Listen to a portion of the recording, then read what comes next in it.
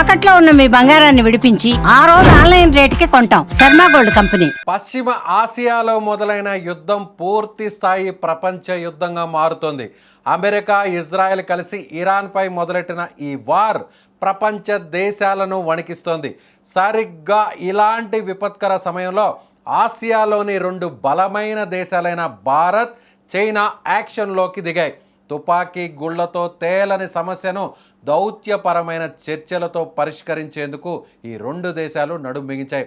ప్రస్తుతం మిడిల్ ఈస్ట్లో యుద్ధాన్ని ఆపేందుకు చైనా అత్యంత వేగంగా స్పందిస్తోంది. ఇరు పక్షాల మధ్య అవసరమైతే తామే స్వయంగా మధ్యవర్తిత్వం వహిస్తామని ప్రకటించి ప్రపంచాన్ని ఆశ్చర్యపరిచింది.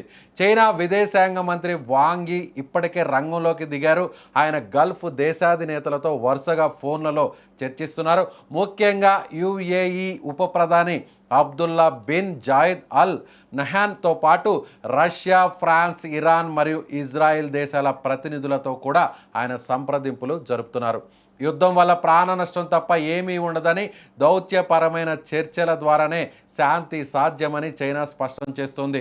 ఇందుకోసం ఒక ప్రత్యేక ప్రతినిధిని కూడా యుద్ధ ప్రభావిత ప్రాంతాలకు పంపేందుకు చైనా సిద్ధమైంది.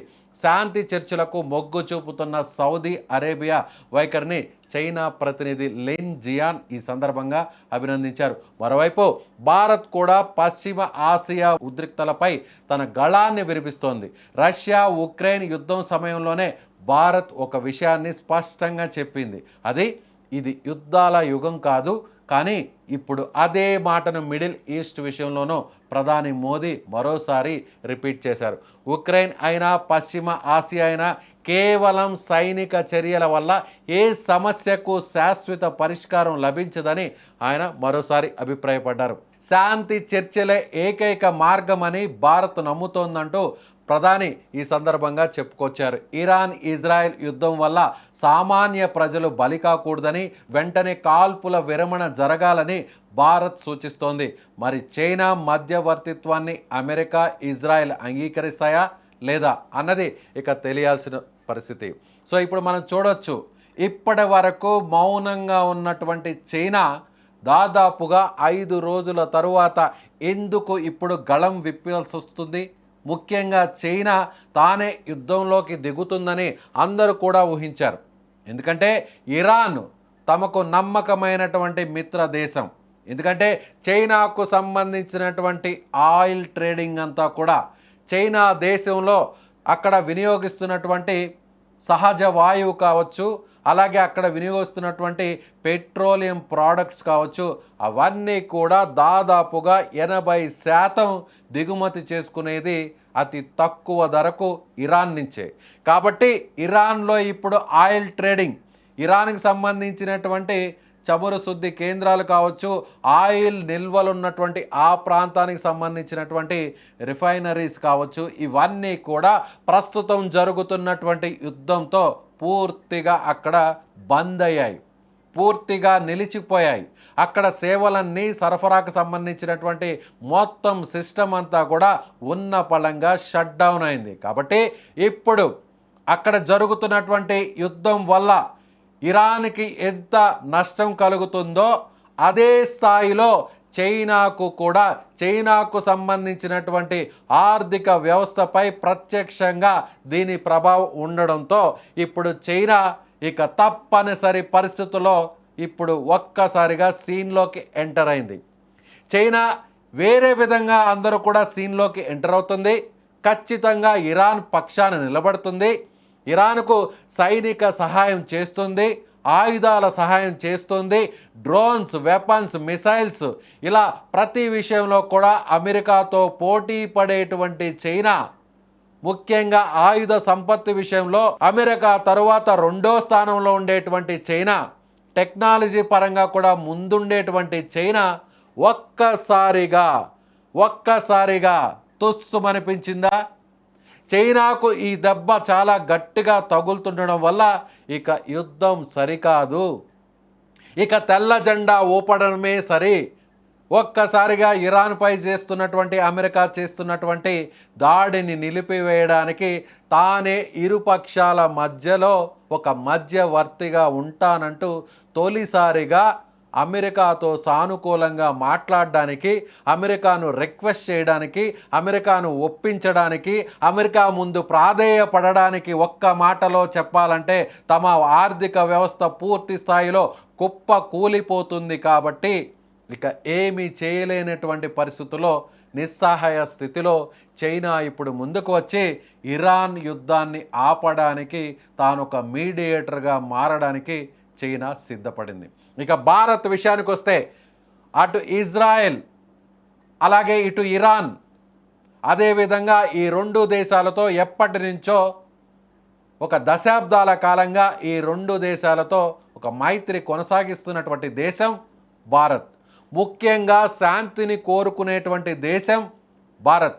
తాజాగా ఇండియా కూడా ఖమేనీ మృతి పట్ల తన దిగ్భ్రాంతిని తెలియజేసింది, తన సంతాపాన్ని తెలిపింది. అదేవిధంగా ఇజ్రాయెల్ విషయానికి వస్తే ఎప్పటి నుంచో మనకి సైనిక పరంగా, ఆయుధాల పరంగా, టెక్నాలజీ పరంగా ఒక నమ్మబలికినటువంటి మిత్రదేశంగా ముందుండేటువంటి లైన్లో రష్యా, ఇజ్రాయెల్.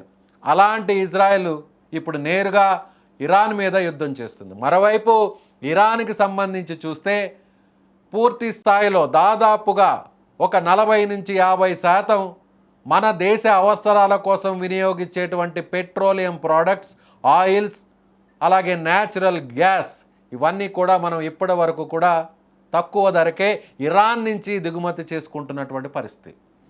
మరోవైపు ఇరాన్లో ఎక్కడైతే పాకిస్తాన్లో గ్వాదర్ పోర్ట్ను చైనా నిర్మిస్తుందో, మనకు పోటీగా అక్కడ గ్వాదర్ పోర్టును పాకిస్తాన్ భూభాగంలో సముద్రానికి తీరం వెంబడి అక్కడ చైనా నిర్మిస్తుందో, సరిగ్గా అదే ప్రాంతానికి, అదే తీర ప్రాంతానికి దగ్గరలో ఇరాన్ భూభాగంలో, ఇరాన్ సముద్ర తీర ప్రాంతంలో చబహార్ పోర్టును భారత్ ఆపరేట్ చేస్తుంది. అక్కడ చబహార్ పోర్టును నిర్మించి అక్కడి నుంచి అరేబియా సముద్ర మార్గం జలాల ద్వారా అక్కడి నుంచి నేరుగా భూభాగం మీదుగా ఆఫ్ఘనిస్తాన్, అలాగే ఆఫ్ఘనిస్తాన్ నుంచి రష్యా వరకు కూడా రోడ్డు మార్గం ద్వారా తమ ఆర్థిక కార్యకలాపాలను, ఇంపోర్ట్స్ అండ్ ఎక్స్పోర్ట్స్ను కొనసాగిస్తున్నటువంటి దేశం భారత్.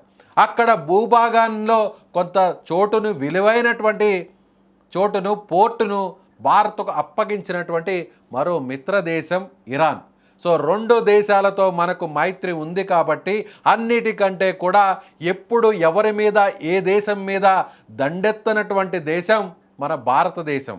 తన జోలుకు వస్తే తప్ప, తనను చికాకు పెడితే తప్ప, తన సార్వభౌమత్వానికి ఇబ్బంది పెడితే తప్ప, తమ దేశ పౌరులను ఇబ్బంది పెట్టి వాళ్లకు ప్రాణహానిని తెచ్చి పెడితే తప్ప ఇటువంటి దాడులకు కూడా ముందుకు రానటువంటి దేశం భారతదేశం. అలా అని మౌనంగా ముక్కున వేలేసుకొని ఉండేటువంటి దేశం భారత్ కాదు. తన జోలుకు వస్తే అది ఏ దేశమైనా, ముఖ్యంగా పాకిస్తాన్ లాంటి దేశానికి బుద్ధి చెప్పినటువంటి విషయాన్ని మనం ఆపరేషన్ సింధూర్లో చూసాం.